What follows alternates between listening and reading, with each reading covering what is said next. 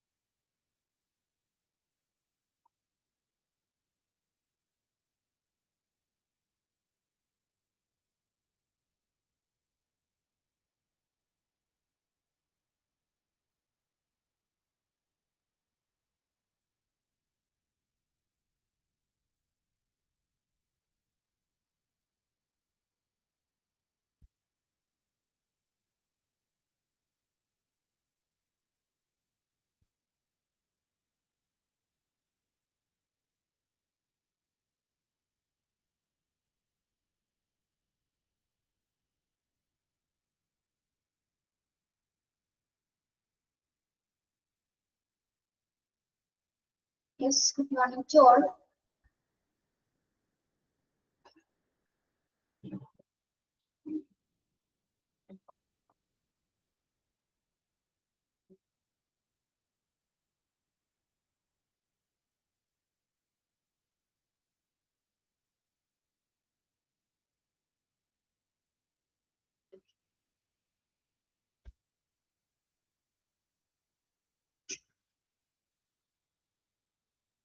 Okay.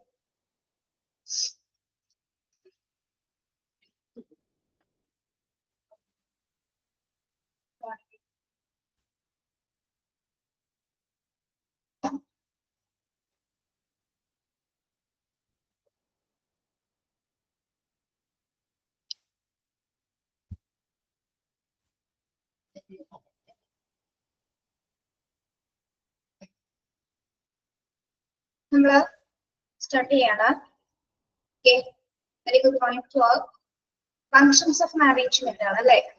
Main functions of management include എന്തൊക്കെയാണ്? Planning, organizing, staffing, directing or leading and controlling. First വരുന്നത് planning. Okay. എന്താണ് planning എന്ന് പറയുന്നത്? ആസൂത്രണം അല്ലെ? എന്താണ് പ്ലാനിങ്?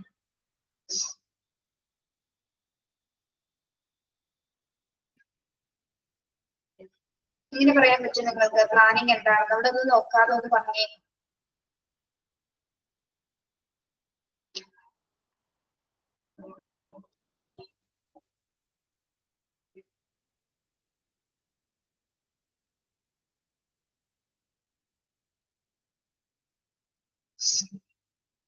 നിങ്ങൾ എന്തെങ്കിലും കാര്യങ്ങൾ പ്ലാൻ ചെയ്യാറുണ്ടോ? Set our goals. Yes, very good. Deciding. പിന്നെ ആക്ഷൻ. ഇങ്ങനെ വേണമെങ്കിൽ നമുക്ക് പറയാം അല്ലെ? ഗോൾസ് ആണ്, മിഷൻ ആണ്, തിങ്കിങ് ആണ്. ഓക്കെ. നമുക്കൊരു കാര്യം സക്സസ്ഫുൾ ആയിട്ട് കംപ്ലീറ്റ് ചെയ്യുന്നതിന് വേണ്ടിയിട്ട് അല്ലെ, മറ്റു തടസ്സങ്ങളും ഡിഫിക്കൽട്ടീസും ഒന്നും ഇല്ലാതെ തന്നെ വളരെ പ്രോപ്പർ ചാനലിൽ തയ്യാറാക്കിയത് സക്സസീവ് ആക്കുന്നതിന് വേണ്ടിയിട്ടാണ് നമ്മൾ ഒരു കാര്യം പ്ലാൻ ചെയ്യുന്നത് അല്ലെ? Yes, thinking before doing. Okay. Set of goals നമ്മൾ സെറ്റ് ചെയ്ത് വെക്കും. അതിനുശേഷം അതിൽ പറഞ്ഞിരിക്കുന്ന കാര്യങ്ങൾ നമ്മൾ എന്ത് ചെയ്യും? അത് പ്രാക്ടിക്കൽ ആയിട്ട് ഉപയോഗിക്കും. അതാണ് ശരിക്കും പ്ലാനിങ് എന്ന് പറയുന്നത് അല്ലെ? Making it all things are necessary things ready. Yes. ഇവിടെ നോക്കാം എന്താ പറയുന്നതെന്ന്. Planning consists of selecting the mission, goals, objectives and actions required. If it is defined as setting objectives, determining the resources and selecting causes and required decision making, choosing future courses of action from among alternatives. It can be defined as deciding what is to be done and how it is to be done. Planning must aim at the fulfillment. Planning എന്ന് പറയുന്നത്, planning consist of selecting the mission. പ്ലാനിങ്ങിൽ എന്തൊക്കെ കാര്യങ്ങൾ ഉൾപ്പെടുന്നുണ്ട്? പ്രധാനമായിട്ടും planning consists of selecting the mission, goals, objectives and action required. അല്ലെ, ഒരു plan എന്ന് പറയുന്നത്, ആസൂത്രണം എന്ന് പറയുന്നതിന് എന്തുണ്ടായിരിക്കും? ഒരു കൃത്യമായ ഒരു ദൗത്യം ഉണ്ടായിരിക്കും, ഒരു മിഷൻ ഉണ്ടായിരിക്കും അല്ലെ. കൃത്യമായിട്ടൊരു മിഷൻ സെലക്ട് ചെയ്യും, അതിനൊരു പ്രത്യേക ഗോൾ ഉണ്ടായിരിക്കും, പ്രത്യേകമായ ലക്ഷ്യം ഉണ്ടായിരിക്കും, അതിന് വേണ്ടിയിട്ടുള്ള ഒബ്ജക്റ്റീവ്സ് എന്താണ്, അതെങ്ങനെ നമുക്ക് പ്രാക്ടിക്കൽ ആയിട്ട് നടപടിയാക്കാം അല്ലെ എന്ന് തീരുമാനിക്കുന്ന ഒബ്ജക്റ്റീവ്സുകൾ ഉണ്ടായിരിക്കും. And actions required. ആവശ്യാനുസരണം എന്താണ്, നമ്മൾ ഈ തിരഞ്ഞെടുത്ത ദൗത്യം എന്താണ് നമ്മൾ തീരുമാനിക്കുന്നത്, അതിലേക്ക് എത്താനായിട്ട് നമ്മൾ കുറെ കാര്യങ്ങൾ സെറ്റ് ചെയ്തിട്ട് അതിനുശേഷം അതിലേക്ക് പ്രവർത്തിക്കും. അതാണ് ശരിക്കും പറഞ്ഞത് പ്ലാനിങ് എന്ന് പറയുന്നത്. അതായത് ആവശ്യമായ ദൗത്യം, ലക്ഷ്യങ്ങൾ, പ്രവർത്തനങ്ങൾ എന്നിവ തിരഞ്ഞെടുക്കുന്നതാണ് പ്ലാനിങ് എന്ന് പറയുന്നത്. It is defined as setting objectives. നമ്മളൊരു കാര്യം പ്ലാൻ ചെയ്യുന്ന സമയത്ത് നമ്മൾ എന്തിനാണ് ഒബ്ജക്റ്റീവ്സ് സെറ്റ് ചെയ്യുന്നത്? എന്തിനാണ് ഒബ്ജക്റ്റീവ്സ് സെറ്റ് ചെയ്യുന്നത്?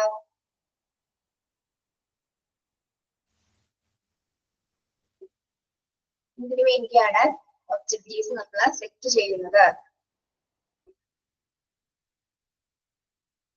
എന്താണോ നമ്മൾ ചെയ്യാൻ പോകുന്നത് അതിനെ ആ ലക്ഷ്യം നിറവേറ്റുന്നതിന് വേണ്ടിയിട്ടാണ് നമ്മൾ ഒബ്ജക്റ്റീവ്സുകൾ സെറ്റ് ചെയ്യുന്നത്. കൃത്യമായിട്ടുള്ള ഒബ്ജക്റ്റീവ്സ് ആയിരിക്കും. വളരെ എങ്ങനെയുള്ള ഒബ്ജക്റ്റീവ്സ് ആയിരിക്കും? റീസണബിൾ ആയിട്ടുള്ള രീതിയിലുള്ള ഒബ്ജക്റ്റീവ്സ് ആയിരിക്കും. നമ്മൾ ഏത് കാര്യമാണോ ചെയ്യാൻ പോകുന്നത് അതുമായി ബന്ധപ്പെട്ട റിലേറ്റഡ് ആയിട്ടുള്ള ഒബ്ജക്റ്റീവ്സ് ആയിരിക്കും സെറ്റ് ചെയ്യുന്നത്. ഒരു 3-4 ഒബ്ജക്റ്റീവ്സ്, അത് അതിന്റെ പ്ലാനിങ്ങിന്റെ ലെങ്ത് അനുസരിച്ചിട്ടാണ് നമ്മൾ ഒബ്ജക്റ്റീവ്സ് സെറ്റ് ചെയ്യുന്നത്. Okay, then determine resources and selecting courses are required decision making. പിന്നെ എന്താണ് determining resources and selecting courses? Determining resources എന്ന് പറയുന്നത് എന്താണ്? determining resources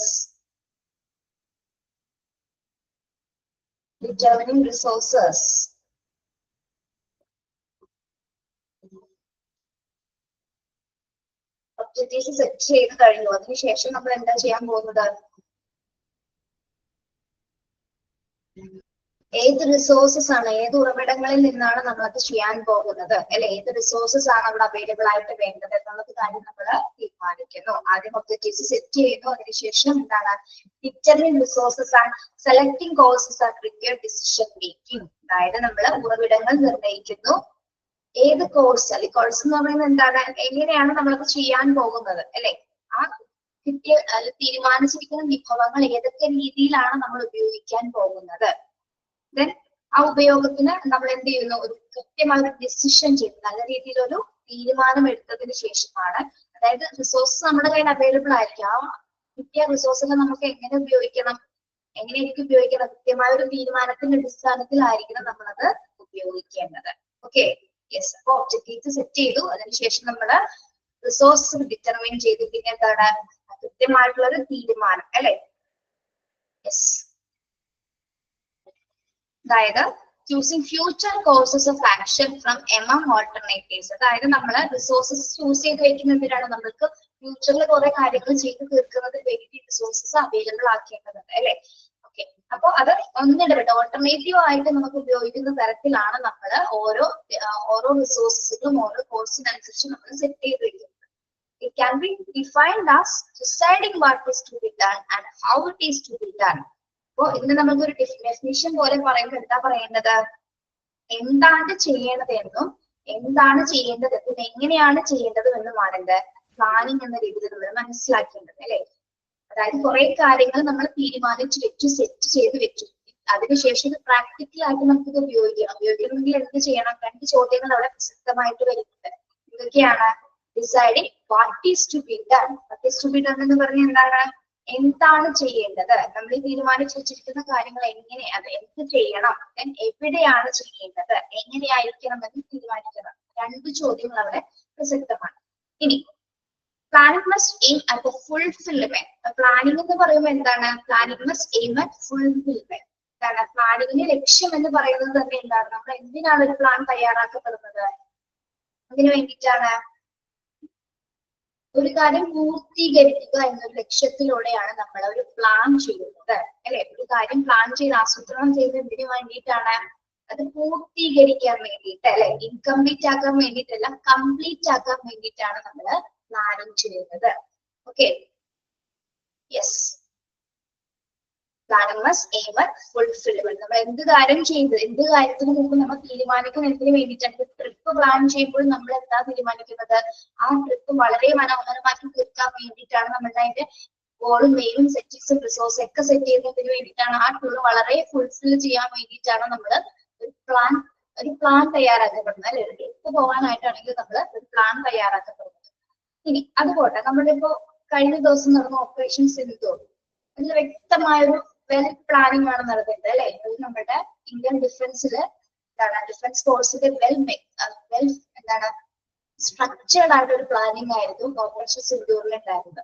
അപ്പൊ അവർ ആ പ്ലാൻ ചെയ്ത സമയത്ത് എന്തൊക്കെ കാര്യങ്ങൾ ചെയ്തിട്ടുണ്ടായിരിക്കും? ആ പ്ലാൻ ചെയ്ത സമയത്ത് അവർക്കൊരു മിഷൻ ഉണ്ടായിട്ടുണ്ട്, ഗോൾ ഉണ്ടായിട്ടുണ്ട് അല്ലെ. ഓപ്പറേഷൻ സിന്ദൂർ തയ്യാറാക്കുന്ന സമയത്ത് എല്ലാ ഓഫീസേഴ്സും കൂടി അല്ലെ, എല്ലാ ഡിഫൻസ് ഓഫീസേഴ്സും കൂടിയിട്ടുണ്ടാകാൻ കൃത്യമായി പ്ലാനിങ് നടന്നിട്ടുണ്ട്. എന്താണ് അവരുടെ മിഷൻ എന്ന് അവർക്ക് വ്യക്തമായിട്ട് അറിയാം. ഗോൾ എന്താണ്? ഗോൾ എന്തായിരുന്നു?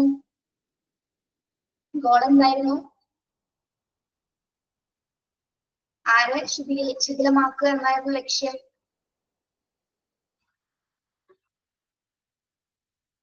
പാകിസ്ഥാൻ അല്ലെ, അതായിരുന്നു അവരുടെ ഗോൾ. പാകിസ്ഥാനെ ശിഥിലമാക്കുക എന്നുള്ള ലക്ഷ്യത്തോടു കൂടിയാണ് അവരുടെ ഗോൾ സെറ്റ് ചെയ്തത്. അതിന് വേണ്ടിയിട്ടും അവിടെ എത്തിപ്പെടാനുള്ള ഒബ്ജക്റ്റീവ്സ് അവർ സെറ്റ് ചെയ്തു. അതിനാവശ്യമായിട്ടുള്ള റിസോഴ്സസ്, അതിന് വേണ്ടിയിട്ടുള്ള കൃത്യമായിട്ടുള്ള ഡിസിഷൻസ് ഒക്കെ തീരുമാനിച്ചതിന് ശേഷം അല്ലെ, അതിനുശേഷം മാത്രമാണ് അവർ ആ പ്ലാനിലേക്ക് അറ്റംപ്റ്റ് ചെയ്തത്. ഓക്കെ, ഭീകരരെ തകർക്കുക എന്നൊരു ലക്ഷ്യമാണ് അവർ നിറവേറ്റത്. അതിന്റെ വീഡിയോസ് ഒക്കെ നമ്മൾ കണ്ടതാണ് അല്ലെ. To abolish terrorism. Very good Susan. To abolish terrorism എന്നൊരു ഗോള് തന്നെയാണ് അവരുടെ മനസ്സിലുണ്ടായിരുന്നത്. അപ്പൊ അവരുടെ ഒരു പരിധി വരെ അവർ കംപ്ലീറ്റ് ചെയ്തു എന്ന് നമുക്ക് വേണ്ടി പറയാം അല്ലെ. അവരുടെ ആ ഒരു ഗോള് കുറെയൊക്കെ അവർ അച്ചീവ് ചെയ്തിട്ടുണ്ട് അല്ലെ. 90% മേലെ അവർ അച്ചീവ് ചെയ്തെന്ന് നമുക്ക് വിശ്വസിക്കാം. ഇനി എന്താണ് പ്രവർത്തനങ്ങൾ നടന്നുകൊണ്ടിരിക്കുകയാണ് അല്ലെ. പ്ലാനിങ് ഇനി നടന്നുകൊണ്ടിരിക്കുകയാണ്. അപ്പൊ നമുക്ക് അതിൽ നിന്ന് എന്താ മനസ്സിലാക്കേണ്ടത്? അവരെ കൃത്യമായിട്ട് ഒരു പ്ലാൻ ചെയ്യുന്നതിന് ഒബ്ജക്റ്റീവ്സ് തയ്യാറാക്കി അതിന് കൃത്യമായിട്ടുള്ള തീരുമാനങ്ങൾ ഡിസിഷൻസ് വെച്ചിരുന്നു, അതിന് വേണ്ട റിസോഴ്സസ് അവൈലബിൾ ആക്കി എല്ലാം സ്ട്രക്ചേർഡ് ആക്കിയ ശേഷമാണ് അവർ ആ ലക്ഷ്യത്തിലേക്ക് എത്തിച്ചേർന്നത്. അതെന്ത് ചെയ്തു? അവരത് ഫുൾഫിൽ ചെയ്തു അല്ലെ. അത് കംപ്ലീറ്റ് ചെയ്തിട്ടാണ് അവർ എത്തിച്ചേർന്നത്. ഓക്കെ, അപ്പൊ അത് തന്നെയാണ് എന്റെ പ്ലാനിങ് എന്ന് നമ്മൾ മനസ്സിലാക്കേണ്ടത്. ഓക്കെ, അപ്പൊ പ്ലാനിങ്ങിന് എന്തൊക്കെ ഉണ്ടായിരിക്കും? പ്ലാനിങ്ങിന് എന്തൊക്കെ കാര്യങ്ങളാണ് കൺസിസ്റ്റ് ചെയ്യുന്നത്? മിഷൻ ഉണ്ടാവും, ഗോൾസ് ഉണ്ടാവും, ഒബ്ജക്റ്റീവ്സ് ഉണ്ടാവും, പിന്നെന്താണ് റിസോഴ്സസ് ആൻഡ് ഡിസിഷൻ. ഈ 4-5 കാര്യങ്ങൾ ഒരു പ്ലാനിങ്ങിന്റെ ഏറ്റവും അടിസ്ഥാന ഘടകങ്ങളായിട്ട് നമുക്ക് മനസ്സിലാക്കാം. ഓക്കെ, എന്താണ് പ്ലാനിങ് എന്ന് നമുക്ക് ചെറുതായിട്ട് എങ്ങനെ പറയാൻ സാധിക്കും? ഇൻ ഷോർട്ടിൽ എന്ത് നമുക്ക് പറയാൻ പറ്റും? പ്ലാനിങ് എന്താണെന്ന് വളരെ ഷോർട്ടായിട്ട് നമുക്ക് എങ്ങനെ പറയാം?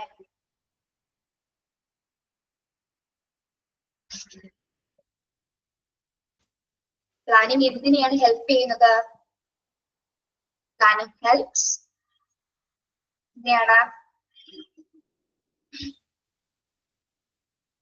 യെസ്, ഫ്യൂച്ചറിനെ ഹെൽപ്പ് ചെയ്യുന്നുണ്ട് അല്ലെ. Planning helps organisation and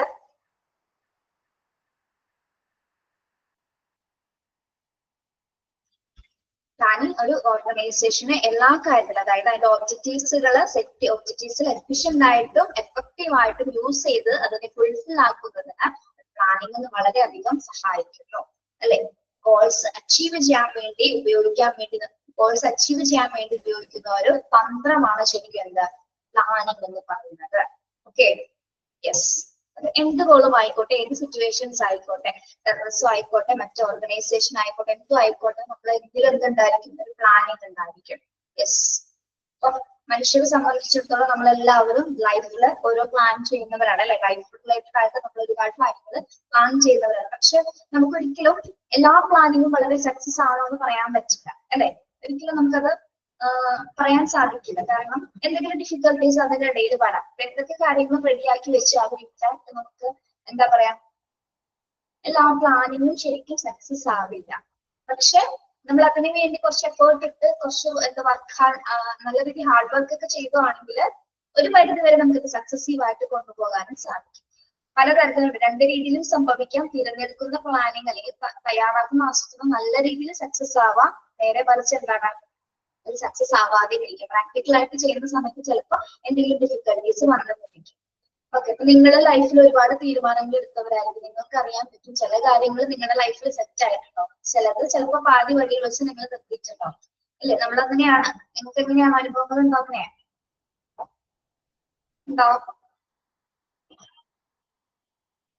yes, അനുഭവങ്ങൾ ഉള്ളവരാണോ നമ്മളെല്ലാവരും അല്ലെ? ഓക്കെ. ഇപ്പോഴും ജീവിതത്തിൽ വലിയ പ്ലാനുകളോട് കൊണ്ടുപോകുന്ന കുറെ പേരുണ്ടാവും അല്ലെ. ഇപ്പോഴും ലൈഫിനെ വളരെ സീരിയസ് ആയിട്ട് കണ്ട് ഒരു വ്യക്തമായ പ്ലാനിങ് ഉള്ളവരുണ്ടാവും. ചിലരുടെ ലൈഫ് അതേപോലെ തന്നെ പോകുന്നവരായിരിക്കും. ചിലരിൽ ചിലപ്പോൾ ഒരു പ്ലാൻ ഇല്ലാതെ നടക്കുന്നവർക്ക് എല്ലാ കാര്യങ്ങളും നല്ല രീതിയിൽ നടക്കുന്നുണ്ടാവും. യെസ്, അത് ഓരോരുത്തരും നമ്മൾ പറയില്ല ഇപ്പോഴത്തെ ഡിഫറൻസ് അനുസരിച്ച് വ്യത്യസ്തപ്പെട്ടിരിക്കും. വ്യത്യസ്ത ചിന്താഗതിനനുസരിച്ച് നമ്മള് പല രീതിയിലായിരിക്കും കാര്യങ്ങൾ നടക്കുന്നത്. Okay, what ever it is. Okay, ഇനി ഇവിടെ രണ്ട് ഡെഫിനേഷൻസ് പറയുന്നുണ്ട്. ഒന്ന് കോട്സിന്റെയും പിന്നെ മില്ലറ്റിന്റെയും രണ്ട് ഡെഫിനേഷൻസ് ആണ് പറയുന്നത്. ഇതിനെ കുറിച്ചിട്ടാണ് പ്ലാനിങ് എന്താണെന്ന് ഇവർ രണ്ടുപേരും വ്യത്യസ്ത രീതിയിലാണ് നമുക്ക് പറഞ്ഞു തരുന്നത്. ഓക്കെ, അവരുടെ കാഴ്ചപ്പാടില് പ്ലാനിങ്ങിനെ അല്ലെങ്കിൽ ആസൂത്രണത്തിന് അവർ നോക്കി കാണുന്നത് എങ്ങനെയാണ് according to notes, planning is deciding in advance what to do, when to do, how to do. It bridges to the gap from where we are and where we want to be. According to notes എന്താ പറയുന്നത്? Planning, deciding in advance what to do, when to do, how to do. It bridges the gap from we are and where we want to be. എന്താ അദ്ദേഹം പറയുന്നത്? ഈ പേര് ഇതിനു മുമ്പ് എവിടെയെങ്കിലും കേട്ടിട്ടുണ്ടോ നിങ്ങൾ? ആസൂത്രണം എന്ന് പറയുന്നത് മുൻകൂട്ടി തീരുമാനിക്കുന്നത് എന്നാണ് അദ്ദേഹം പറയുന്നത് അല്ലെ. യെസ്, ആസൂത്രണം മുൻകൂട്ടി തീരുമാനിക്കുന്ന ഒന്നാണ് അല്ലെ. നമ്മള് പ്രീ പ്ലാൻ ചെയ്യുന്ന ഒന്നാണ്, അഡ്വാൻസ് ആയിട്ട് പ്ലാൻ ചെയ്യുന്ന ഒന്നാണ് എന്ത് ആസൂത്രണം എന്നാണ് അദ്ദേഹം സൂചിപ്പിക്കുന്നത്. എപ്പോ ചെയ്യണം, എങ്ങനെ ചെയ്യണം അല്ലെ, എന്ത് ചെയ്യണം, എപ്പോ ചെയ്യണം, എങ്ങനെ ചെയ്യണമെന്നുള്ള ഒരു തീരുമാനമാണ് ശരിക്കും എന്ത് പ്ലാനിങ് എന്ന് പറയുന്നത്. ഓക്കെ, ആസൂത്രണം മുൻകൂട്ടി തീരുമാനിക്കുന്ന ഒന്ന് തന്നെയാണ്. എന്ത് ചെയ്യണം, എപ്പോൾ ചെയ്യണം, എങ്ങനെ ചെയ്യണം എന്ന് തീരുമാനിക്കുക. ഈ മൂന്ന് കാര്യങ്ങളെ അടിസ്ഥാനമാക്കിയിട്ടാണ് ആസൂത്രണം നമ്മൾ ഇവിടെ നോട്ട്സ് ഡിഫൈൻ ചെയ്യുന്നത്. Okay, planning is decided in advance what to do, when to do, how to do, and it bridges the gap from where we are and where we want to be. Okay, ഒരു പരിധി വരെ ഇത് ശരിയാണല്ലോ അദ്ദേഹം പറഞ്ഞത്. നമ്മൾ ഈ മൂന്ന് കാര്യങ്ങളുടെ അടിസ്ഥാനത്തിലാണ് ഒരു കാര്യം നമ്മൾ പ്ലാൻ ചെയ്യുന്നത്. ഓക്കെ, തീരുമാനിക്കുന്ന സമയത്ത് എന്താണ് ചെയ്യേണ്ടത്, എവിടെയാണ് ചെയ്യേണ്ടത്, എങ്ങനെയാണ് ചെയ്യേണ്ടത് നമ്മൾ തീരുമാനിക്കും. ഓക്കെ, ഏകദേശം അത് തന്നെയാണ് പ്ലാനിങ് എന്ന് നമുക്ക് വേണമെങ്കിൽ വ്യക്തമായിട്ട് പറയാം. ഇനി മില്ലറ്റിന്റെ അഭിപ്രായത്തില് മില്ലറ്റ് പ്ലാനിങ്ങിനെ വിശദീകരിക്കുന്നത് എങ്ങനെയാണ്? A plan is A future course of action. A plan is A future course of action. Planning is a process of determining the objectives, effort, and devising the means calculated to achieve them. എന്താണ് millet പറയുന്നത്? Plan is A future course of action എന്നാണ് പറയുന്നത്. അതായത് ഭാവി പ്രവർത്തനങ്ങളുടെ ഒരു course ആണ് ആസൂത്രണം എന്നാണ് അദ്ദേഹം പറയുന്നത്. ഭാവി പ്രവർത്തനങ്ങളുടെ ഫ്യൂച്ചർ കോഴ്സിന്റെ, അതായത് ഭാവിയിൽ വരാനിരിക്കുന്ന കുറെ കാര്യങ്ങളുടെ ഒരു കോഴ്സ് ആണ് അല്ലെങ്കിൽ ഒരു പദ്ധതിയാണ് എന്ത് പ്ലാൻ എന്നാണ് മില്ലറ്റ് വിശദീകരിക്കുന്നത്. ഇനി planning is a process of determining the objectives, effort and devising means calculated to achieve that. എന്താണ് ആസൂത്രണം? ലക്ഷ്യപ്രയത്നങ്ങൾ നിർണ്ണയിക്കുന്നതിനും അല്ലെ, ഒരു ലക്ഷ്യം ഉണ്ടാവല്ലോ ആസൂത്രണത്തിന്, ഒരു ലക്ഷ്യമുണ്ടാവും. ലക്ഷ്യപ്രവർത്തനങ്ങൾ നിർണ്ണയിക്കുന്നതിനോ അവ നേടിയെടുക്കുന്നതിനുമുള്ള ഒരു മാർഗങ്ങൾ രൂപപ്പെടുത്തുന്നതിനെയാണ് പ്ലാനിങ് എന്ന് അദ്ദേഹം പറയുന്നു. അതായത് ആസൂത്രണം എന്നത് ലക്ഷ്യങ്ങൾ നേടിയെടുക്കുന്നതിനും അത് നിർണ്ണയിക്കുന്നതിനും അവ നേടിയെടുക്കുന്നതിനും വേണ്ടിയുള്ള മാർഗങ്ങൾ അല്ലെ, എങ്ങനെ നമുക്കത് നേടിയെടുക്കാമെന്ന സ്ട്രാറ്റജീസ്, അല്ലെങ്കിൽ നമ്മൾ അതിന് വഴികൾ കണ്ടുപിടിക്കുന്നതിനെയാണ് പ്ലാനിങ് എന്നാണെന്നാണ് മില്ലറ്റ് അഭിപ്രായപ്പെടുന്നത്. Okay, yes. അപ്പോ അദ്ദേഹം എന്താ പറയുന്നത്? ഭാവി പ്രവർത്തനങ്ങളുടെ ഒരു കോഴ്സ് ആണ് പ്ലാനിങ്. ഒരു ആസൂത്രണം എന്നത് ലക്ഷ്യപ്രയത്നങ്ങൾ നിർണ്ണയിക്കുന്നതിനും അവ നേടിയെടുക്കുന്നതിനുള്ള മാർഗങ്ങൾ രൂപപ്പെടുത്തുന്നതിനുള്ള ഒരു പ്രക്രിയയാണ് പ്ലാനിംഗ് ആണ് മില്ലറ്റ് അഭിപ്രായപ്പെടുന്നത്. ഓക്കെ, നിങ്ങളപ്പോ പഠിച്ചു വെക്കേണ്ട ഡെഫിനിഷൻ എന്ന് പറയുന്നത് ഇദ്ദേഹത്തിന്റെ ആണ്. വളരെ സിമ്പിൾ ആയിട്ടുള്ള ഡെഫിനിഷൻ ആണ്. ഡെഫിനിഷൻ പഠിച്ചു വെക്കാം കേട്ടോ. Millet, according to Millet, a plan is a future course of action. Planning is a process of determining the objectives, effort and devising the means calculated to achieve them. ഇത് important ആണ് കേട്ടോ. അദ്ദേഹത്തിന്റെ definition important ആണ്, അത് പഠിച്ചു വെക്കണം.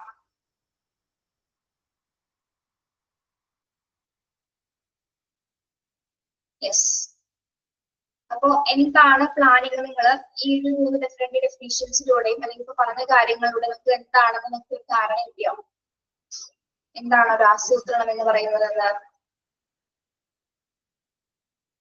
മനസ്സിലായോ പറഞ്ഞത്?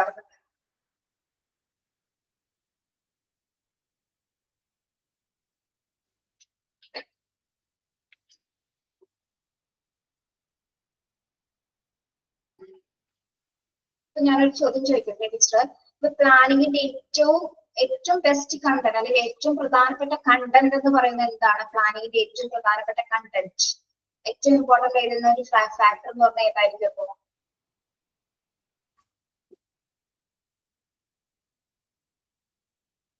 ഏതായിരിക്കും? ഗോളാണ് അല്ലെ? യെസ്, ഗോള് തന്നെയാണ്. ആ ഗോളിലൂടെയാണ് നമ്മൾ എന്ത് ചെയ്യുന്നത്? അതിനെ ഫുൾഫിൽ ചെയ്യുന്നത്. ആ ലക്ഷ്യത്തിലേക്ക് എത്താൻ വേണ്ടിയുള്ള കുറെ കാര്യങ്ങൾ നമ്മൾ ചെയ്തിട്ടുണ്ടാവും.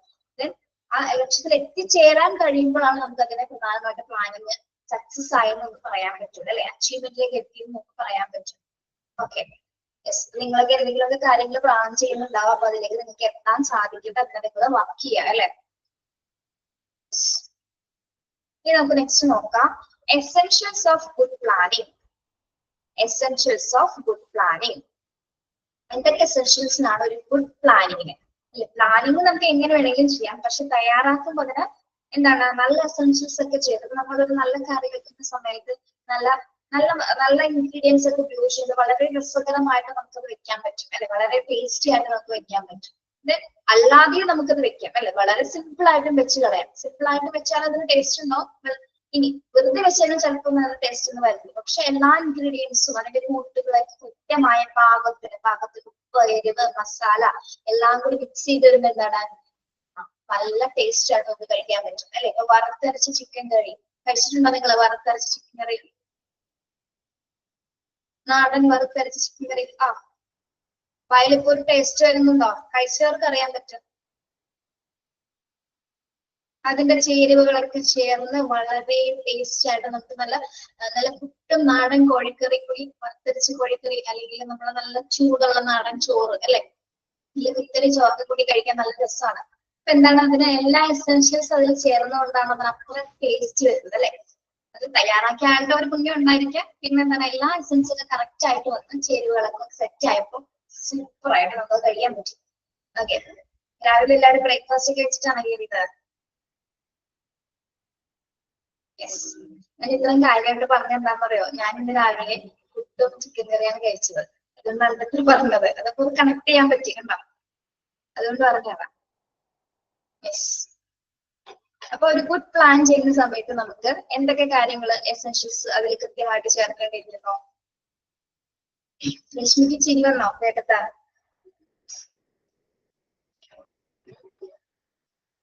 Okay. Yields reasonable organizational objectives. Then reduce the future uncertainty. Gain economical operations. Foundation for organizing. Facilitates coordination and control. Dictates those activities to which employees are directed. Okay. നമുക്ക് ഫസ്റ്റ് നോക്കാം എന്താണ് ഒരു ഗുഡ് പ്ലാനിങ്ങിന്റെ ഫസ്റ്റ് എസെൻഷ്യൽ എന്ന് പറയുന്നത് എന്താണ്? Yields reasonable organizational objectives. നമ്മള് plan ചെയ്യുന്ന സമയത്ത് ഫസ്റ്റ് സെറ്റ് ചെയ്യേണ്ട കാര്യം എന്ന് പറയുന്നത് എന്താണ്? റീസണബിൾ ആയിട്ടുള്ള ഓർഗനൈസേഷണൽ ഒബ്ജക്റ്റീവ്സ് അല്ലെങ്കിൽ റീസണബിൾ ആയിട്ടുള്ള ഒബ്ജക്റ്റീവ്സുകൾ തയ്യാറാക്കുക. വസ്തുനിഷ്ഠമായിട്ട് നമ്മൾ എന്ത് തയ്യാറാക്കണം? ഇത് തയ്യാറാക്കണം. ന്യായമായിട്ടുള്ള സംഘടനാ ലക്ഷ്യങ്ങൾ എന്താണോ നമ്മൾ തയ്യാറാക്കാൻ പോകുന്നത് അല്ലെ, അതിന് വളരെ എന്തായിരിക്കണം, ഇങ്ങനെയുള്ളതായിരിക്കണം, അത് ഉചിതമായിരിക്കണം. നമുക്ക് എങ്ങനെയോ ഡിഫിക്കൽട്ട് ആവരുത്. ഒരിക്കലും ഒബ്ജക്റ്റീവ്സ് ഒരിക്കലും ഡിഫിക്കൽട്ട് ആയാലും നമുക്കത് പ്രാക്ടിക്കലി ആയിട്ട് ചെയ്യാൻ സാധിക്കില്ല അല്ലെ. നമ്മൾ തയ്യാറാക്കുന്നത് സെറ്റ് ചെയ്യുന്ന ഒരു ഒബ്ജക്റ്റീവ്സ് ആ ഓർഗനൈസേഷനായിട്ട് റിലേറ്റഡ് ആയിരിക്കണം, റീസണബിൾ ആയിരിക്കണം അല്ലെ. നമുക്ക് ആ ലക്ഷ്യത്തിലേക്ക് എത്തിച്ചേരാൻ പറ്റുന്ന രീതിയിലായിരിക്കണം നമ്മൾ അത് തയ്യാറാക്കേണ്ടത്. ഓക്കെ, ഉചിതമായിട്ടുള്ള ഓർഗനൈസേഷൻ ഒബ്ജക്റ്റീവ്സ് നമ്മൾ തയ്യാറാക്കുക. ഓക്കെ, അപ്പൊ അത് നല്ലൊരു പ്ലാനിന്റെ അനിവാര്യതയായിട്ട് നമുക്ക് ഒരു എസെൻഷ്യൽ, ഒരു ഗുഡ് പ്ലാനിങ്ങിന്റെ ഒരു മെയിൻ ഫാക്ടർ എന്ന് പറയുന്നത് നല്ല ഒബ്ജക്റ്റീവ്സ് സെറ്റ് ചെയ്യാൻ, പ്രത്യേകിച്ച് റീസണബിൾ ആയിട്ടുള്ള ഒബ്ജക്റ്റീവ്സിൽ സെറ്റ് ചെയ്യുന്നതാണ് ഒരു ഗുഡ് പ്ലാനിങ്ങിന്റെ മെയിൻ ആയിട്ടുള്ള എസെൻഷ്യൽ എന്നായിട്ട് നമുക്ക് അതിനെ സൂചിപ്പിക്കാം. ഓക്കെ, അതായത് ന്യായമായിട്ടുള്ള സംഘടനാ ലക്ഷ്യങ്ങൾ തീരുമാനിക്കുക. ആ ഒബ്ജക്റ്റീവ്സ് അനുസരിച്ചിട്ടാണ് ബാക്കിയുള്ള കാര്യങ്ങളിലേക്ക് നമ്മൾ എത്തിച്ചേരുന്നത് അല്ലെ. ഒബ്ജക്റ്റീവ്സിൽ നിന്നാണ് ബാക്കി പ്രാക്ടിക്കൽ ആയിട്ടുള്ള കാര്യങ്ങളിലേക്ക് നമ്മൾ ആ ഗോളിലേക്ക് എത്തിച്ചേരുന്നത്. അപ്പൊ ഒബ്ജക്റ്റീവ്സ് ഒക്കെ ആയില്ലെങ്കിൽ എന്താണ്, ആ പ്ലാനിങ്ങിൽ എന്തെങ്കിലും ഡിഫിക്കൽട്ടീസ് വരാനുള്ള സാധ്യതയുണ്ട്. അപ്പൊ ഒബ്ജക്റ്റീവ്സ് ആണ് നമ്മൾ ആദ്യം സെറ്റ് ചെയ്യേണ്ടത്. അത് വസ്തുനിഷ്ഠമായിട്ട് വളരെ റീസണബിൾ ആയിട്ടുള്ളതായിരിക്കും നമ്മൾ തയ്യാറാക്കേണ്ടത്. ഓക്കെ, മനസ്സിലായോ? റീസണബിൾ ഓർഗനൈസേഷൻ ഒബ്ജക്റ്റീവ്സ് എന്താണെന്ന് മനസ്സിലായോ?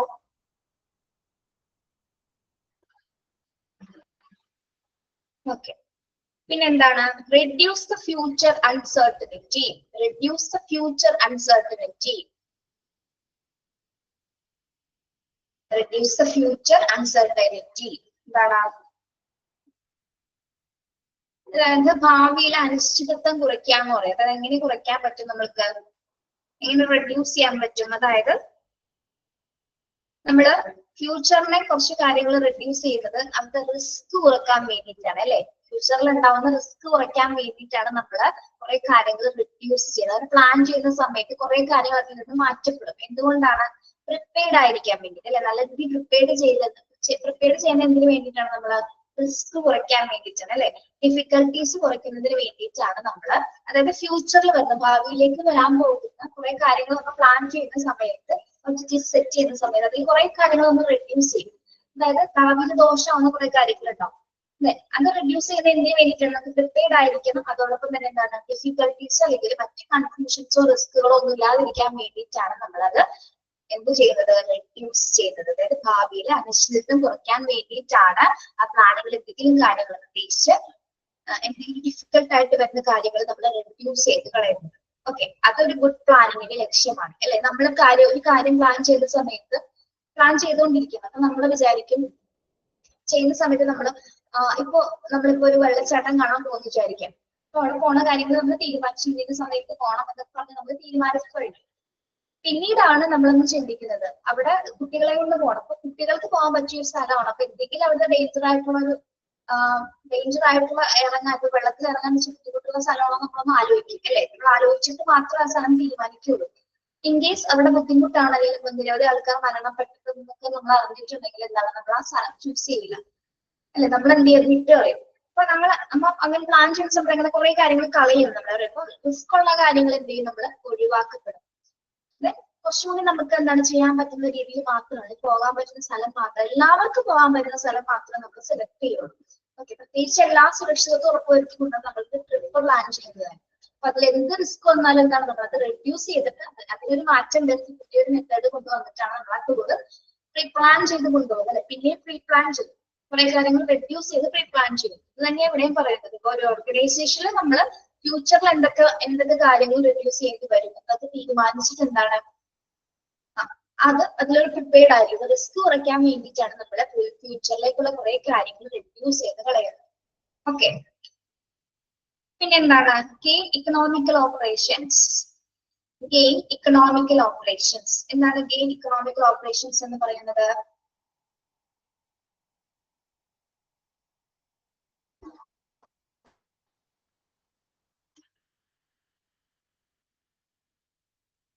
ഗെയിൻ ഇക്കണോമിക്കൽ ഓപ്പറേഷൻസ് സാമ്പത്തിക പ്രവർത്തനങ്ങൾ നേടുക. എന്താണ് ഈ അവിടെ സൂചിപ്പിക്കുന്നത്?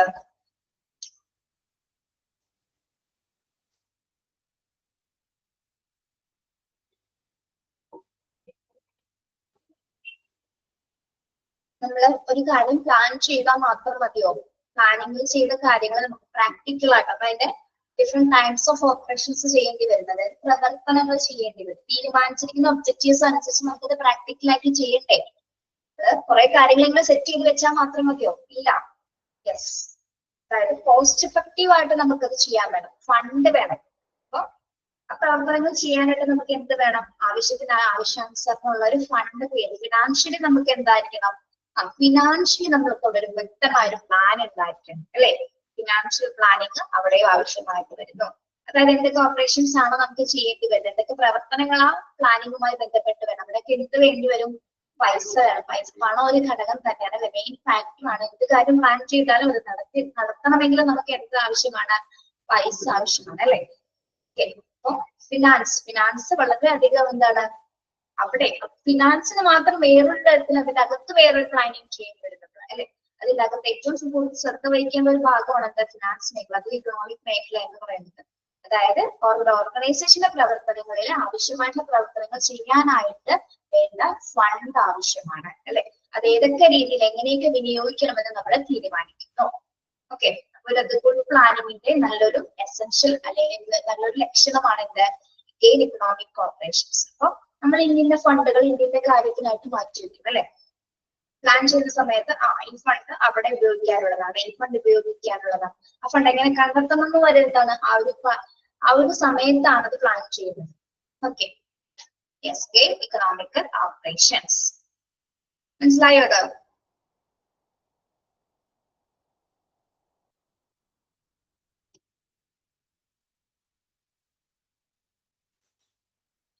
അടുത്തത് foundation for organising. Foundation for organising. സംഘാടനത്തിനുള്ള ഒരു അടിസ്ഥാനം. ഒരു ഓർഗനൈസേഷനെ കുറിച്ച് നമ്മൾ പ്ലാൻ ചെയ്യുന്ന സമയത്ത്, അല്ലെങ്കിൽ ഹോസ്പിറ്റലിനെ കുറിച്ച് നമ്മൾ പ്ലാൻ ചെയ്യുന്ന സമയത്ത് എന്താണ് അതിന്റെ ഒരു കീ ഫാക്ടർ എന്ന് പറയുന്നത്? അതെങ്ങനെ നമുക്കത് ഓർഗനൈസ് ചെയ്യാം, അല്ലെ? പ്ലാനിങ് ഒക്കെ ഉണ്ട്, പ്ലാനൊക്കെ തയ്യാറാക്കി വരുന്നു, പക്ഷെ നമുക്കത് നടപ്പിലാക്കണ്ടേ, അല്ലെ? നമുക്കത് എങ്ങനെയാണ് ഒരുമിച്ച് കൊണ്ടുവരാം, അല്ലെങ്കിൽ എന്തൊക്കെ കാര്യങ്ങൾ അതിൽ ഉൾപ്പെടുത്താൻ പറ്റും, എങ്ങനെ നമുക്കത് സ്റ്റാർട്ട് ചെയ്യാൻ പറ്റും? അതൊക്കെ ഇങ്ങനെ പ്ലാൻ ചെയ്ത് വെച്ചാൽ മതിയോ?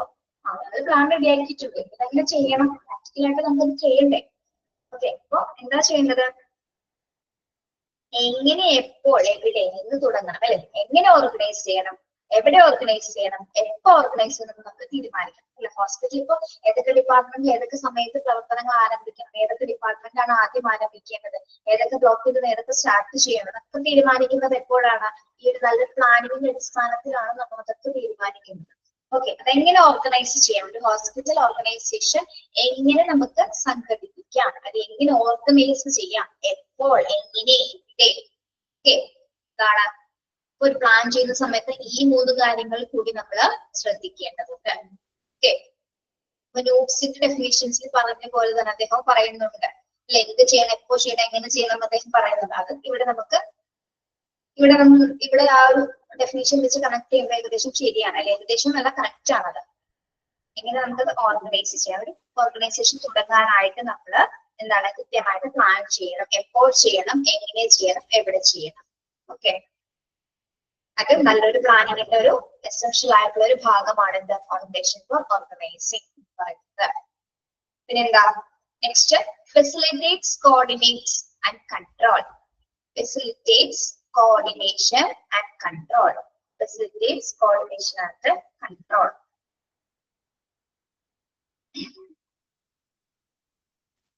എന്താണ് ഫെസിലിറ്റേറ്റ്, കോർഡിനേഷൻ ആൻഡ് കൺട്രോൾ? പ്ലാനിങ്ങിന്റെ മറ്റൊരു എസെൻഷ്യൽ ഭാഗമാണത്. എന്തായിരിക്കാം?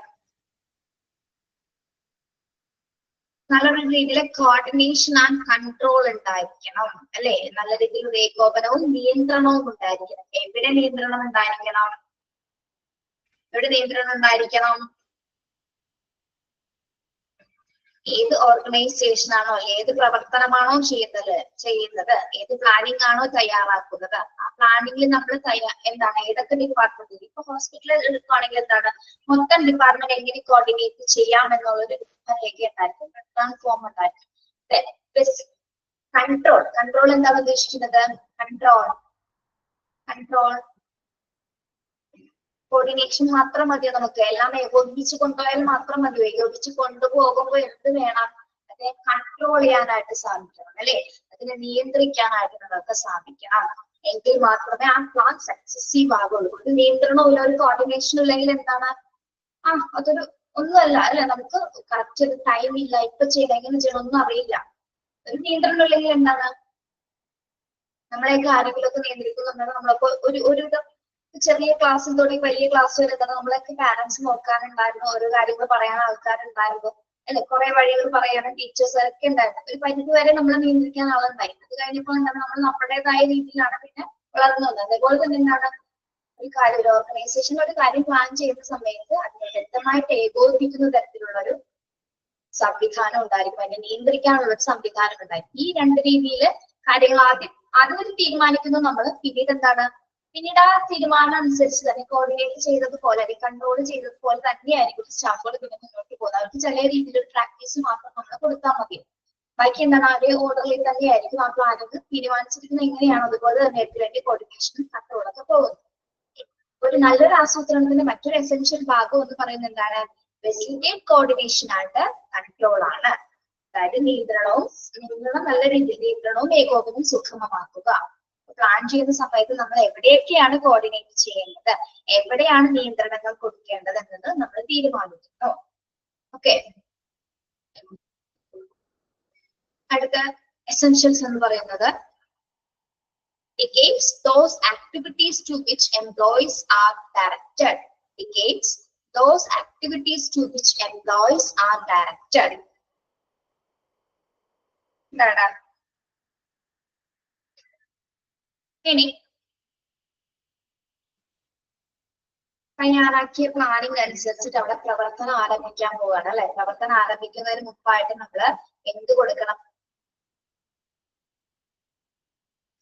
ജീവനക്കാർക്ക് വ്യക്തമായിട്ടുള്ള ആക്ടിവിറ്റിയുമായി ബന്ധപ്പെട്ട അവരുടെ പ്രവർത്തനങ്ങളുമായി ബന്ധപ്പെട്ട നിർദ്ദേശങ്ങൾ കൊടുക്കുക അല്ലെ? ജീവനക്കാർക്ക് അല്ലെങ്കിൽ എംപ്ലോയീസിന് അവർക്ക് ആവശ്യമായിട്ടുള്ള ഡയറക്ഷൻസ് പ്രൊവൈഡ് ചെയ്യുക അല്ലെ? അതൊരു പ്ലാനിങ്ങിന്റെ എസെൻഷ്യൽ ആയിട്ടുള്ള ഒരു ഭാഗമാണ്. എന്തിനു വേണ്ടിയിട്ടാണ് ഇങ്ങനെ ജീവനക്കാർക്ക് നമ്മൾ ഡയറക്ഷൻസ് കൊടുക്കുന്നത്? എംപ്ലോയീസിന് ഡയറക്ഷൻസ് കൊടുക്കുന്നത് എന്തിനു വേണ്ടിയിട്ടാണ്? നേരത്തെ പറഞ്ഞ പോയിന്റ് ആയിട്ട് നമുക്ക് കണക്ട് ചെയ്യാം. നല്ല കോർഡിനേഷനും കൺട്രോൾ ലഭിക്കുന്നതിനും അതുപോലെ തന്നെ ഓർഗനൈസേഷന്റെ പ്രവർത്തനങ്ങള് പെർഫോമൻസ് എഫിഷ്യന്റ് ആയിട്ടും എഫക്റ്റീവ് ആയിട്ടും നടത്താൻ വേണ്ടിയിട്ടാണ് നമ്മൾ അവർക്ക് എന്താണ് ഡയറക്ഷൻസ് പ്രൊവൈഡ് ചെയ്യുന്നത്. അല്ലെങ്കിൽ ഏതൊക്കെ ജീവനക്കാർ ഏതൊക്കെ ജോലികളാണ് ചെയ്യേണ്ടത് കൃത്യമായ നിർദ്ദേശങ്ങൾ നമ്മൾ അവർക്ക് കൊടുക്കുന്നു. ഓക്കെ, അതായത് കൃത്യമായിട്ടുള്ള ജോബ് അല്ലെ? എന്ത് ജോലിയാണ് അവർ ചെയ്യേണ്ടത്, അവർ ഓരോ ജോബ് അവർക്ക് അസൈൻ ചെയ്ത് നമ്മൾ കൊടുക്കുകയാണ് അല്ലെ? അതായത് refers to job assign or work instructions. അതായത് തൊഴിലാളികൾ ചെയ്യേണ്ട ജീവനക്കാർ ചെയ്യേണ്ട ഏതൊക്കെ തൊഴിലുകളാണ് അതുമായി ബന്ധപ്പെട്ട ഇൻസ്ട്രക്ഷൻസ് പ്രൊവൈഡ് ചെയ്യുക. അതുവഴി നമുക്ക് എന്ത് ബെറ്റർ ആക്കാൻ സാധിക്കും? ആ നിർദ്ദേശങ്ങൾ അനുസരിച്ച് അവരതിനനുസരിച്ച് ആ റൂൾസ് ആൻഡ് റെഗുലേഷൻസ് അനുസരിച്ച് അവരെ ജോലി ചെയ്യുകയും അതോടൊപ്പം എന്താണ് ഓർഗനൈസേഷന്റെ പ്രവർത്തനങ്ങൾ നമുക്ക് അവരുടെ പെർഫോമൻസ് നമുക്ക് ഓർഗനൈസേഷൻ മൊത്തത്തിലുള്ള പെർഫോമൻസ് നമുക്ക് നല്ല രീതിയിൽ കൊണ്ടുവരാനായിട്ടും ആ പ്ലാനിങ് സക്സസീവ് ആക്കാനായിട്ട് നമുക്ക് സാധിക്കും. Okay, yes.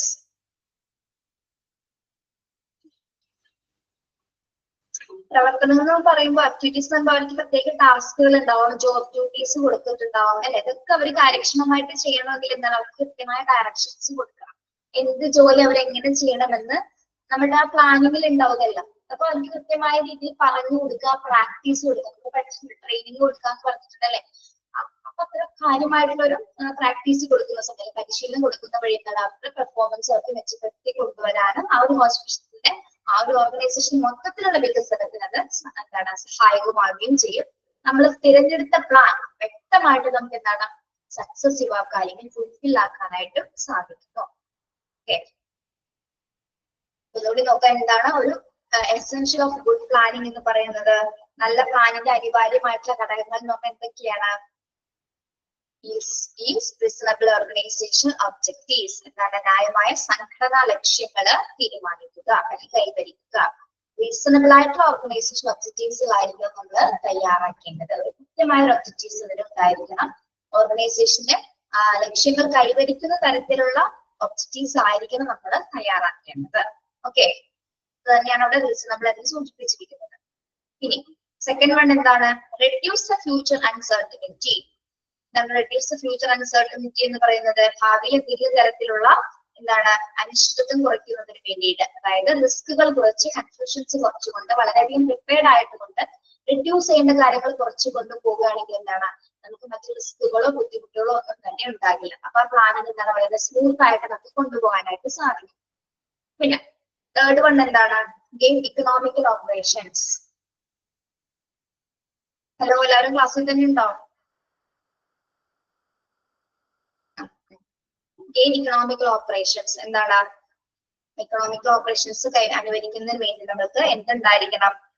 സാമ്പത്തിക പ്രവർത്തനങ്ങൾ നേടുന്നതിനായിട്ടുള്ള ഫണ്ട്സുകൾ തീരുമാനിക്കുക അല്ലെ.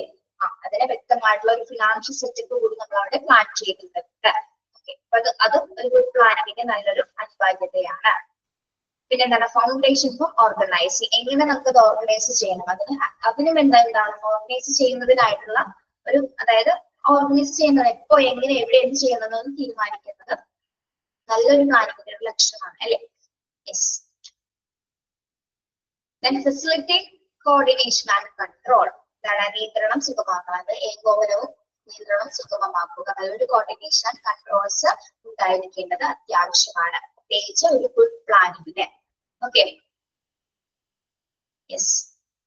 Then last one, indicates those activities to which employees are directed. Indicates those activities to which employees are directed. എന്താ പറയുന്നത്? ജീവനക്കാർക്ക് നിർദ്ദേശിക്കുന്ന പ്രവർത്തനങ്ങൾ നിർദ്ദേശിക്കുക അല്ലെ. അവർക്ക് അവരുടെ ആക്ടിവിറ്റീസ് റിലേറ്റഡ് ആയിട്ടുള്ള, അതായത് അവരുടെ ടാസ്ക്, അവരുടെ ഡ്യൂട്ടീസ് എന്തൊക്കെയാണ് എന്നതുമായി ബന്ധപ്പെട്ട് അവർക്ക് എന്താണ് കൃത്യമായ ഡയറക്ഷൻസ് പ്രൊവൈഡ് ചെയ്യുക. അതുവഴി എന്താണ്, അല്ലെങ്കിൽ അവരെ സൂപ്പർവൈസ് ചെയ്യുക. അവർക്ക് വേണ്ട ആവശ്യങ്ങൾ സൂപ്പർവൈസ് ചെയ്ത് കൊടുത്തുകൊണ്ട് അവരുടെ പെർഫോമൻസ് മെച്ചപ്പെടുത്താൻ വേണ്ടിയിട്ടാണ് നമ്മൾ, അല്ലെങ്കിൽ ഹോസ്പിറ്റലിലെ മൊത്തത്തിലുള്ള ഒരു വികസനത്തിന് വേണ്ടിയിട്ടാണ് നമ്മൾ എംപ്ലോയീസിന് കൃത്യമായിട്ടുള്ള രീതിയിൽ ഡയറക്ഷൻസ് പ്രൊവൈഡ് ചെയ്യുന്നത്. ഓക്കെ, അപ്പൊ ഇത്തരം കാര്യങ്ങളാണ് ഈ ഒരു 6 കാരണങ്ങൾ എന്ന് പറഞ്ഞില്ലേ. 6 കാര്യങ്ങളാണ് നമ്മുടെ ഗുഡ് പ്ലാനിങ്ങിന്റെ എസെൻഷ്യൽസ് എന്ന് നമുക്ക് മനസ്സിലാക്കാം. ഓക്കെ, അപ്പൊ വളരെ ഇമ്പോർട്ടന്റ് ആണ്, എക്സാമിന് ചോദിക്കാറുണ്ട് കേട്ടോ. മനസ്സിലായോ? എന്തെങ്കിലും സംശയം ഉണ്ടോ അതിൽ? എസെൻഷ്യൽ ഓഫ് ഗുഡ് പ്ലാനിങ്ങില്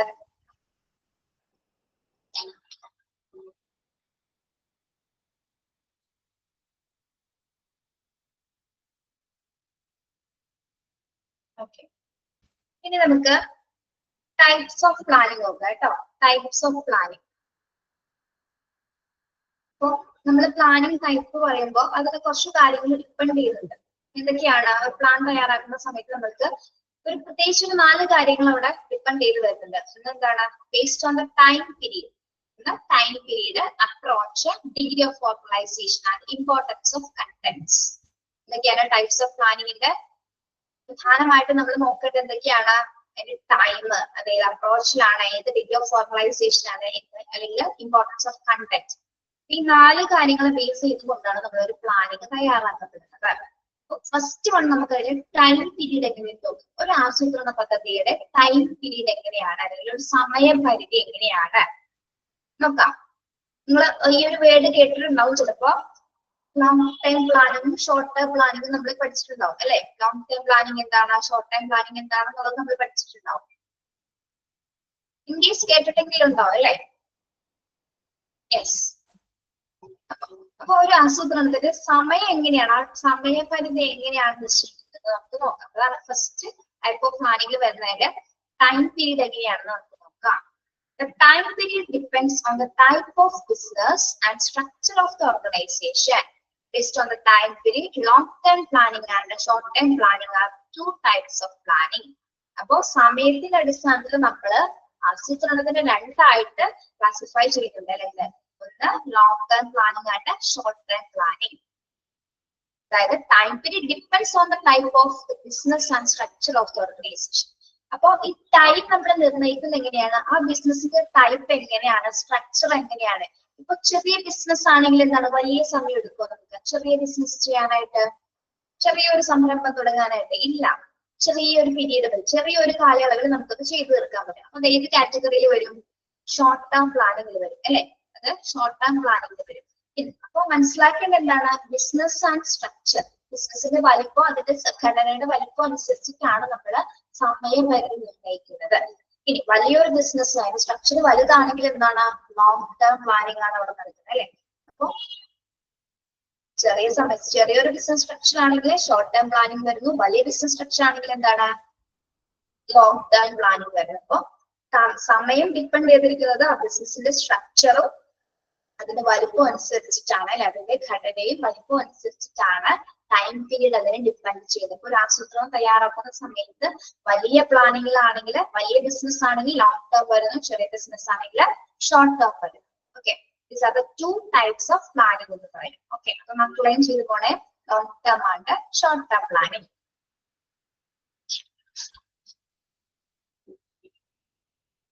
ഇനി എന്താണ് ലോങ് ടേം പ്ലാനിങ് എന്ന് നോക്കാം. ഇത്രയും പറഞ്ഞ കാര്യം മനസ്സിലായോ?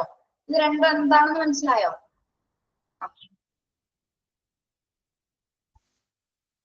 Long-term planning is a strategic nature for long-term planning. It is generally involved 3 to 5 years. It relates to matters like new products, product diversification. For long-term planning എന്ന് പറയുന്നത് എന്താണ്? A strategic nature for long-term planning. എന്താണ് long term പ്ലാനിങ്ങിന്റെ പ്രത്യേകത എന്ന് പറയുന്നത്? അതിന്റെ nature എങ്ങനെയാണ്? Nature എങ്ങനെയായിരിക്കും? ലോങ് ടേം പ്ലാനിങ്ങിന്റെ നേച്ചർ എങ്ങനെയായിരിക്കും?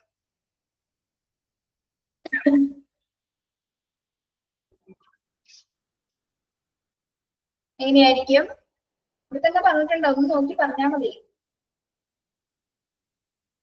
ലോങ് ടൈം പീരീഡ് എടുക്കും അല്ലെ, സ്ട്രാറ്റജിക് ആയിരിക്കുള്ളൂ, വളരെ തന്ത്രപരമായിട്ടുള്ള ഒരു പ്ലാനിങ് ആയിരിക്കുള്ളൂ ലോങ് ടേം പ്ലാൻ എന്ന് പറയുന്നത്. കാരണം അതായത് ചെറിയൊരു കാര്യത്തിലേക്കല്ല നമ്മൾ ചെയ്യുന്നത് അല്ലെ, വലിയൊരു മേഖല വലിയൊരു ഓർഗനൈസേഷൻ സെറ്റപ്പ് ചെയ്യുന്നതിന് വേണ്ടിയിട്ടാണ് നമ്മൾ ദീർഘകാല സമയമെടുത്ത് അതിനെ തയ്യാറാക്കപ്പെടുന്നത് അല്ലെ.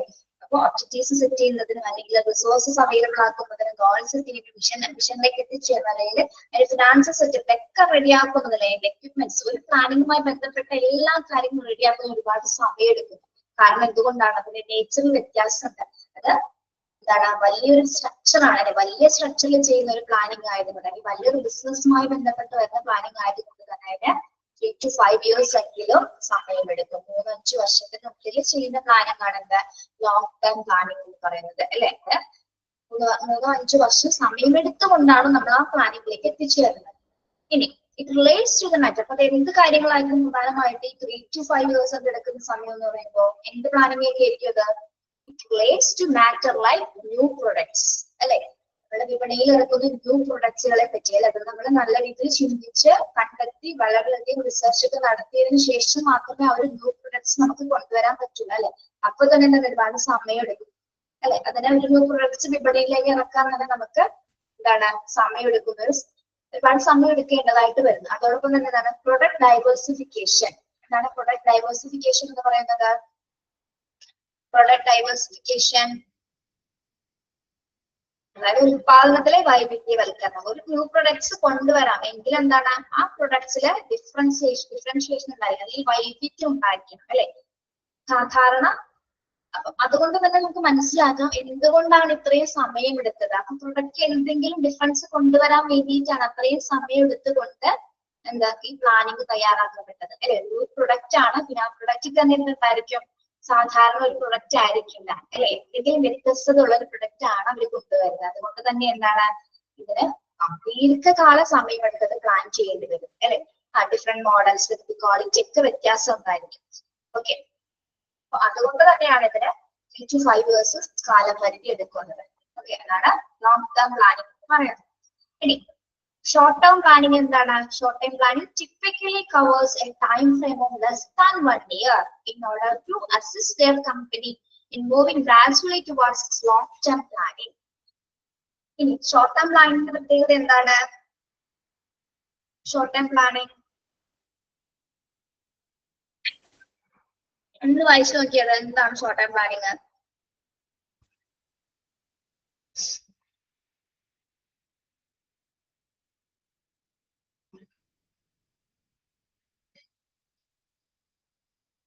ലെസ് amount ഓഫ് ടൈം ആണ് അല്ലെ, ലെസ് ദാൻ 1 year ആണ് അല്ലെ. ലെസ് ദാൻ 1 yearനുള്ളിലാണെങ്കിൽ നമുക്ക് എങ്ങനെ വേണമെങ്കിൽ പറയാം. അപ്പൊ 1 year തന്നെ വേണമെന്നില്ല, ചിലപ്പോൾ ഷോർട്ട് ടൈം കാറ്റഗറിയിൽ ഉൾപ്പെടുത്താൻ പറ്റുന്നത് നമുക്ക് ഡേയ്സ് വരാം, ചെറിയ ചെറിയ ദിവസങ്ങളുടെ കാലയളവിൽ ചെയ്യാൻ പറ്റും. അതേപോലെ തന്നെ വീക്ക്, ആഴ്ചകളുടെ കാലയളവിൽ, മന്ത് അല്ലെങ്കിൽ 1 ഇയർ, ഇതിനുള്ളിലായിരിക്കും എന്താ ഷോർട്ട് ടേം പ്ലാനിങ്ങിൽ നടക്കുന്നത് അല്ലെ. ഡേ ചെയ്യാം, അതുപോലെ തന്നെ വീക്കിൽ വരാം, മന്ത് അല്ലെങ്കിൽ ഇയർ. ഒരു ഇയറിനപ്പുറത്തേക്ക് ഇത് പോകില്ല അല്ലെ. ഒരു ഇയറിനപ്പുറത്തേക്ക് പോയത് ലോങ് ടേം പ്ലാനിങ് ആവും അല്ലെ. ഷോർട്ട് ടേം പ്ലാനിങ് എന്ന് ചെറിയൊരു കാലപരിധിക്കുള്ളിൽ, ചെറിയൊരു സമയപരിധിക്കുള്ളിൽ തയ്യാറാക്കപ്പെടുന്ന പ്ലാനിങ് ആണ് ഷോർട്ട് ടേം പ്ലാനിങ് എന്ന് പറയുന്നത്. ഓക്കെ,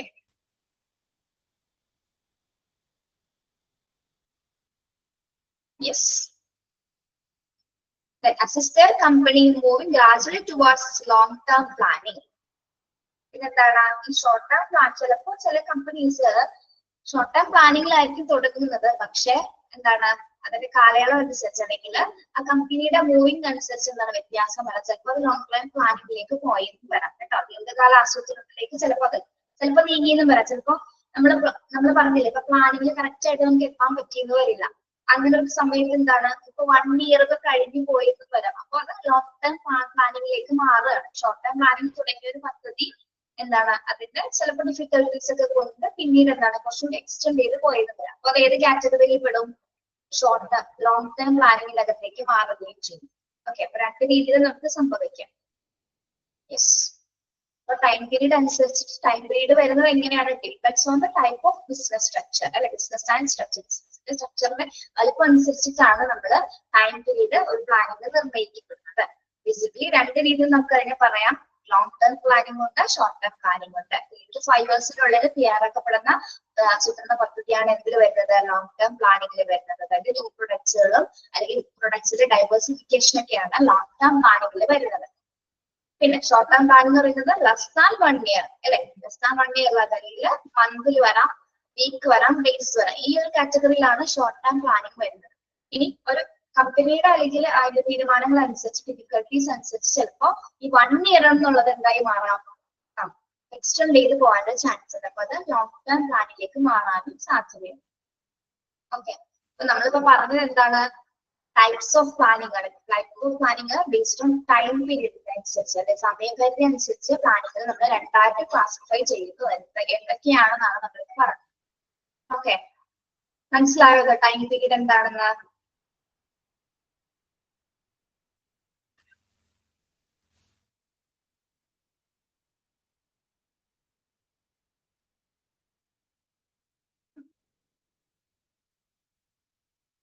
മനസ്സിലായി പിള്ളേരെ? ക്ലിയർ ആണോ?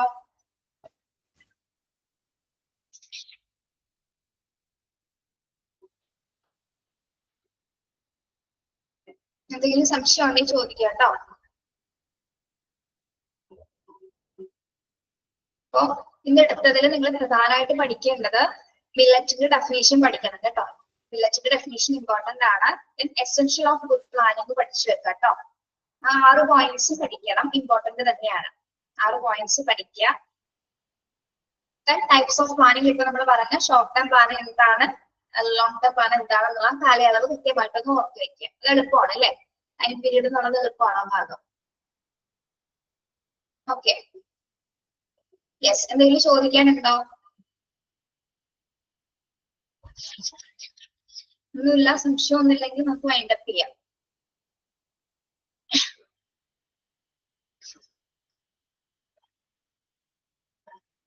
വേറൊരു കാര്യം ചോദിക്കട്ടെ ടീച്ചർ, നിങ്ങള് ക്ലാസ് കഴിഞ്ഞിട്ടൊക്കെ ഇന്നത്തെ ദിവസം പഠിക്കുന്ന കാര്യങ്ങൾ ഇന്ന് തന്നെ പഠിച്ചു പോകുന്നുണ്ടോ? ക്വസ്റ്റ്യൻസ് ആയാലും നമ്മുടെ PDF ഫയൽ, ടെക്സ്റ്റ് ബുക്ക് ആയാലും നോക്കി പോകുന്നുണ്ടോ? ആ, അങ്ങനെ നോക്കി പോകണോ? അല്ലെങ്കിൽ ലാസ്റ്റ് അറിയാലോ എല്ലാം കൂടി പഠിക്കാൻ പറ്റില്ല.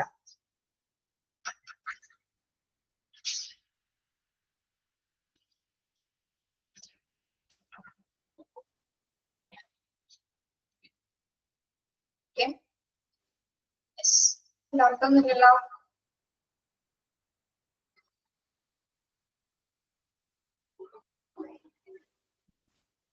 വേറെ എന്തെങ്കിലും ചോദിക്കാനെങ്കിൽ ചോദിക്കാം, അല്ലെങ്കിൽ വൈൻഡപ്പ് ചെയ്യാം.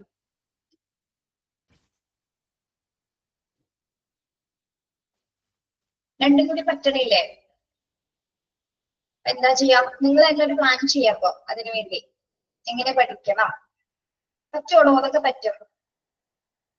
ഡിപ്ലോമ ഏകദേശം ഒക്കെ തീരാനായില്ലേ നിങ്ങൾക്ക്? ലെവനിലെ കുട്ടിയാണോ ചോദിച്ചത് എന്നോട്? 11 കുട്ടിയാണോ അങ്ങനെ ചോദിച്ചേ? ആ മസിഹത്തിന് എന്താണോ പ്രശ്നം? രണ്ടും പോകും കേട്ടോ.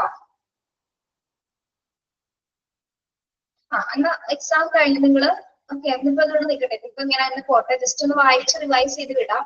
ബാക്കി നമ്മുടെ ഡിപ്ലോമയുടെ കാര്യം കിട്ടും. എക്സാം ഒക്കെ അടുത്ത് ഏകദേശം May 27 എന്റെ ക്ലാസ് കംപ്ലീറ്റ് ആവും. പിന്നെ 2 ദിവസം ചിലപ്പോൾ ഒരു സ്റ്റഡി ലീവ് തരും. സ്റ്റഡി ലീവ് ഉണ്ടായിരിക്കും, 2 ദിവസമെങ്കിലും സ്റ്റഡി ലീവ് ഉണ്ടായിരിക്കും കേട്ടോ.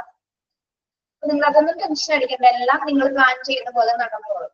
അതൊക്കെ ഒന്ന് ഇപ്പോഴേ സെറ്റ് ചെയ്ത് വെക്കുക. പഠിക്കാവുന്ന സമയമൊക്കെ നിങ്ങൾ തന്നെ തീരുമാനിക്കുക. അതിനുള്ള കാപ്പബിലിറ്റീസ് ഒക്കെ ഉണ്ട്, നിങ്ങൾ അതിനൊക്കെ ഏബിൾ ആണ് ചെയ്യാനായിട്ട് അല്ലെ. ഇത് ഡിപ്ലോമ ഇത്രയും വരെ ആയില്ലേ, PG കഴിയാല്ല, സിമ്പിൾ ആയിട്ട് നടക്കും കേട്ടോ. ഒന്നും നടക്കില്ല എന്ന് വിചാരിക്കണ്ട, എല്ലാം നടക്കുമെന്ന് വിചാരിച്ചിട്ട് പോവാം, എല്ലാം നടന്നോളും.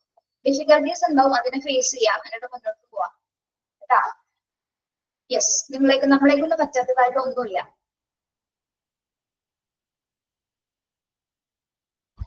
കുഴപ്പമില്ല നസ്ഹർ, പേടിക്കണ്ട കേട്ടോ. Okay, bye. Have a nice day.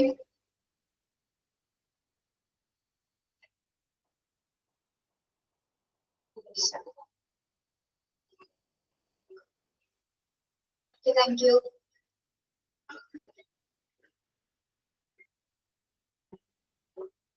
അതെ, എക്സാം എളുപ്പമാണ്. നിങ്ങൾ മോക്ക് ടെസ്റ്റ് ഒക്കെ നന്നായിട്ട് പഠിച്ചു പോയാൽ മതി, വേറെ ഒരു കുഴപ്പമില്ല കേട്ടോ.